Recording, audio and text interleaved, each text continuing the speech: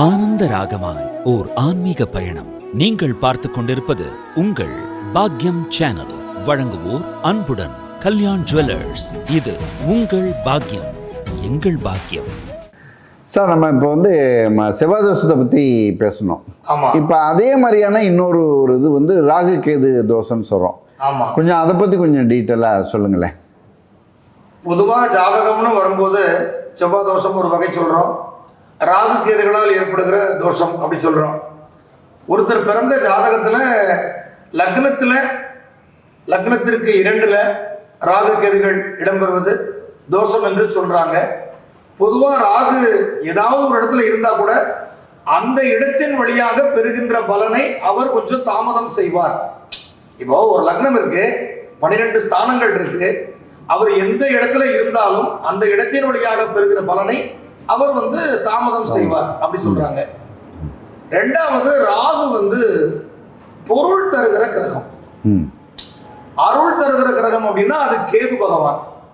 அப்போ லக்னத்துல கேது இருந்தால் அவர் ஞானியருக்கு நிகராக மதிக்கப்படுகிறார். அந்த ஒரு அறிவாற்றலை அவர் பெறுகிறார். லக்னத்துல ராகு இருந்தா கொஞ்சம் கெட்ட சகவாசங்கள் அவர்களுக்கு ஏற்படும் என்று சொல்லுகிறாங்க. அப்போ லக்னத்துல ராகு அல்லது லக்னத்துல கேது, 7ஆம் இடத்துல ராகு அல்லது 7ஆம் இடத்துல கேது அப்படி இருந்தால் அது களஸ்திர ஸ்தானம். 7ஆம் இடம் என்பது களத்திர ஸ்தானம். அது அவர்களுக்கு திருமண வாழ்வை ஏற்படுத்தி தருகிற வயது பக்குவங்கள் வருகிற பொழுது அதற்கான தோஷ நிவர்த்தி பரிகாரங்கள் நடத்திக்கிறது ரொம்ப நல்லது அப்படிதான் சொல்லி கொடுத்துருக்குறாங்க. அதற்காக இளமையிலேயே குழந்தை பிறந்துருச்சு, இது 7ஆம் இடத்துல ராகு இருக்கு, 7ஆம் இடத்துல கேது இருக்கு, ஒரு நாகதோஷ நிவர்த்தி பரிகாரம் பண்ணிக்குவோம் அப்படின்னு நம்ம நினைக்க வேண்டிய அவசியம் இல்லை. அந்த திருமணம் நடத்துகிற தருணங்களிலே அதற்கான அந்த நிவர்த்தங்களை நாம் கொடுத்துக்கலாம். வழிபாட்டு முறைகள் அந்த நாகதோஷங்களுக்காக அந்த நாகர் வழிபாடு, கரமாரியம்மன் வழிபாடு இதெல்லாம் நடத்திக்கிறது ஒரு நல்ல விஷயமா தான் சொல்லப்பட்டிருக்கு. லக்னத்துல ராகு கேதுகள் இருந்தாலும் 2ஆம் இடத்தில் இருந்தாலும், சில இடத்துல பார்த்தா 2வது இடத்துல ராகு அமர்ந்திருக்கும் ஒரு லக்னத்திற்கு 2ல். அப்போ அவங்களுக்கு நாக்கில் உள்பக்கம் பார்த்தால் கொஞ்சம் கருப்பு புள்ளிகள் இருக்கும், கருநாக்குன்றோம். எப்படி சொல்லுவாங்க? அந்த பிள்ளை கருநாக்கில் பிறந்திருக்கடா அப்படி சொல்லுவாங்க. ஆனால் சில ராகு அவர்கள் வாக்கு பலிக்கும். சுக்கிரன் இருந்தால் மிகுதியும் பலிக்கும். சுக்கிரன் இருந்தால் மிகுதியும் பலிக்கும். ஆமா, சுக்கிரன் வாக்குஸ்தானத்தில் இருந்தால் அது மிகுதியும் பலிக்கும். ராகு இருந்தால் அது குடும்பஸ்தானம்னு சொல்றோம். அதனால அந்த குடும்பத்தை ஏற்படுத்தி தருகிற திருமண வாழ்வுக்கு வரும்போது அவர்கள் அப்படியான நாகதோஷ நிவர்த்தியை நடத்தி கொள்வது நல்லது அப்படின்றாங்க. அதே மாதிரி இப்போ செவ்வாய் தோஷம் சொன்னீங்க சார். செவ்வாய் தோஷம் பொண்ணுக்கு இருக்குன்னா பையனுக்கும் அந்த எந்த அளவுக்கு இருக்கோ அது மாதிரி பார்த்து பண்ணா சரியா வரும்னு சொன்னீங்க. அதே தான் இதுலயும் அப்படித்தானே? அவங்களுக்கு நாகதோஷம் இருக்குதா, இவங்களுக்கும் நாகதோஷம் இருக்கணும், எந்த அளவுல இருக்குது அப்படின்றத நம்ம பார்த்துக்கணும். பொதுவா இந்த நாகதோஷங்களோ செவ்வாய் தோஷங்களோ நிவர்த்தி என்பது சுப கிரகங்கள் பார்வை சேர்க்கை இருந்தால் நல்லது. சுப கிரகங்கள் அப்படின்ற போது குரு பகவான் சுப கிரகம், சுக்கிரன் ஒரு சுப கிரகம்.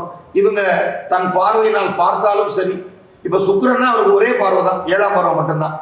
குரு அப்படின்னா அவருக்கு 5, 7, 9 இப்படி 3 பார்வைகள் அவருக்கு இருக்கு. எங்கேயாவது இருந்து அந்த இடம்பெற்ற ராகு கேதுகளை பார்த்தா அந்த தோஷத்தின் தன்மை கொஞ்சம் குறையும்.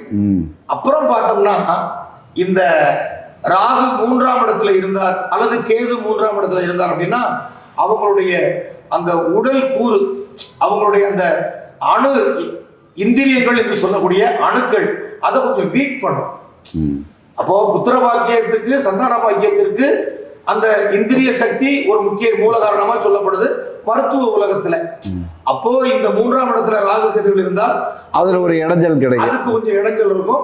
அதுக்கு நம்ம தேவையான அதுக்கான உணவு நியூட்ரிஷன், அந்த ஆண்மை அதிகரிக்குது, பெண்மை அதிகரிக்க அதுக்கான மருத்துவங்களை அவங்க பார்க்கணும். அப்படி ஒரு தன்மை இருக்கு, மருத்துவம் பார்க்கணும். ஆமா, மருத்துவம் பார்க்கணும். 5ஆம் இடத்துலயும் இந்த ராகு கேதுகள் இருந்தால் அது புத்திர சந்தான பாக்கிய தோஷம்ன்றான். அப்ப 5ஆவது இடத்துல இருந்தா அவங்களுக்கு ஒரு சொத்து சேர்ப்பதிலே ஒரு தோஷம் வந்துடும். வாங்குற அளவுக்கு பணம் இருக்கும், ஆனா வாங்க முடியாது, கிடைக்காது. அது சில நிறைவேறுதல்கள் தாமதப்படும். அப்ப அந்த வழிபாட்டு முறைகள் பிரார்த்தனைகள் அதெல்லாம் கொடுக்கிற போது ஒரு கனிந்து அவர்களுக்கு அது கிடைக்கிறதுக்கான மார்க்கம் வரும்.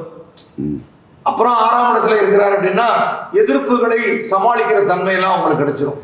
பட் இதில் வந்து அதற்குரிய கோவில்கள், அந்த பரிகாரம் செய்வதற்குரிய கோயில்கள்லாம் இருக்குல்ல, அங்கே போகிறதன் மூலமாக தீவிரமாக வேண்டுதல் மூலமாக இதெல்லாம் சரிப்படுத்திடலான்னு சொல்கிறாங்களே, அது உண்மைதானா? அது எந்த அளவுக்கு சரியாக இருக்கும்? அது வழிபாடு செய்கிறதுல நமக்கு முரண்பட்ட கருத்து எதுவுமே கிடையாது. அவரவர் விருப்பமான நாகர் தேவதைகள் இருக்கக்கூடிய கோயில்களில் அந்த வழிபாட்டு முறைகளை நடத்திக்கலாம். பெருசாக சொன்னால் காளஹஸ்தி சொல்லுவாங்க. அதுக்கப்புறம் பார்த்தோம்னா கும்பகோணம் பக்கத்தில் இருக்கக்கூடிய திருநாகேஸ்வரம் அப்படிலாம் சொல்லுவாங்க. அப்படிலாம் போய் வழிபாடு நடத்திக்கலாம், ஒன்றும் தப்பு இல்லை. ஆனாலும் அந்த ஜாதகத்தில் இவருக்கான திருமண வாழ்வை பெறுவதற்கு உரிய காலம் அப்படின்னு ஒரு நிர்ணயம் இருக்கும். அது நல்ல ஜோதிடர்கள் வழியாக நம்ம தெரிந்து கொள்ளணும். ஒரு நாகதோஷம் ஒருத்தருக்கு இருக்குது அப்படின்னா அதை உரிய முறைப்படி நிவர்த்திகள் செய்வது ஒரு நல்ல விஷயம். ஏன் அப்படின்னு பார்த்தீங்கன்னா, ஒரு சின்ன நாக விக்கிரகம் வச்சு ஜோதிடர்களே கூட சில பரிகார முறைகளை சொல்லி நடத்துறாங்க. அவரவர்களே கூட அந்த நாக தெய்வங்கள் இருக்கக்கூடிய கோவில்களில் போய் மஞ்சள் பொடி கலந்த பால் அதை வந்து அந்த நாகருக்கு வந்து அபிஷேகம் செய்து வழிபாடு நடத்திக்கலாம். பௌர்ணமி நாட்கள்ல பெரும்பாலும் செய்யறாங்க, அதெல்லாம் நடத்திக்கலாம். ஆனாலும் இந்த ராகு கேதுவை வழிபடுவதற்கு மந்திரங்கள் சொல்லி கொடுத்துருக்காங்க. சொல்ல தெரியாதவங்க ஓம் ராகுவே நமக சொல்லிக்கலாம், ஓம் கேதுவே நமக உன்னை வணங்குகிறேன் எனக்கு நல்லது செய்ய, அவரோடு நாம் பேசுவது போல கூட நம்ம ஒரு உள்ளார்ந்த மனதோடு பிரார்த்தனை பண்ணிக்கலாம். ஆனா இந்த மந்திரங்கள் சொல்லி கொடுத்துருக்கிறாங்க ராகுவை வழிபடுவதற்கு. ஓம் நாக துவஜாய வித்மகே பத்ம ஹஸ்தாய தீமகி தன்ன ராகு பிரசோதயார் அப்படின்ற அந்த மந்திரத்தை சொல்லி உள்ளார்ந்த மனதோடு வழிபடும் போது அவர்களுக்கு அந்த ராகுவாலே ஏற்படுகிற தோஷம் என்பது நிவர்த்தியாகிறது. அப்புறம் அதே ராகுவுக்கு இன்னொரு மந்திரமும் சொல்லி கொடுத்திருக்காங்க. ஓம் அர்த்தகாயம் மகா வீரியம் சந்திர ஆதித்ய விமர்தனம் சிம்ஹிகா கர்ப்ப சம்பூதம் தம் ராகும் பிரணமாம் யகம் அப்படின்னு சொல்றாங்க. அப்படி சொல்லும் போது ராகுவால் வருகிற அந்த தோஷம் விலகுது. அதுக்கப்புறம் கேதுக்கு சொல்றாங்க ஓம் பத்ம துவஜாய வித்மகே, அப்படி வராது. ஓம் அஸ்வ துவஜாய வித்மகே சூல ஹஸ்தாய தீமகி தன்ன கேது பிரசோதயார் அப்படி சொல்றாங்க. அதுக்கப்புறம் வந்துட்டு அவங்க சொல்றாங்க ஓம் பலாச புஷ்ப சங்காசம் தாரகா கிரக மஸ்தகம் ரௌத்ரம் ரௌத்ராத்மகம் தம் கேதும் பிரணமாம் யகம் இப்படியும் ஒரு மந்திரம் கொடுத்துருக்கிறாங்க. இப்படி நம்ம மனப்பூர்வமா உளப்பூர்வமா பக்தி பூர்வமா நம்ம வழிபாடு நடத்துகிற பொழுது அந்த கிரகங்கள் எங்கிருந்தும் நமக்கு ஒரு கனிவான ஒரு சலுகையாக அவர்கள் நமக்கு மங்கள காரியங்கள் நடத்துவதற்கு துணை இருப்பார்கள் என்று அந்த நம்பிக்கை இன்னும் இருக்கிறது. அது இந்த உலகத்திலே நடந்து கொண்டே பிரார்த்தனைகள் இருக்கின்றன. அப்படிதான் நம்ம பார்க்க வேண்டியிருக்கு. மற்றபடி ராகு கேது தோஷங்கள் ஏற்படுத்துகிற ஜாதகங்களை இணைப்பதிலே அந்த தோஷம் அளவு பார்த்து அவங்க சேர்த்துக்கணும். அப்ப தோஷத்திற்கு தோஷம் ஒரு நிவர்த்தி. ஆனாலும் பிரார்த்தனை என்பது ஒரு சங்கல்பம். பிரார்த்தனை என்பது ஒரு சங்கல்பம்.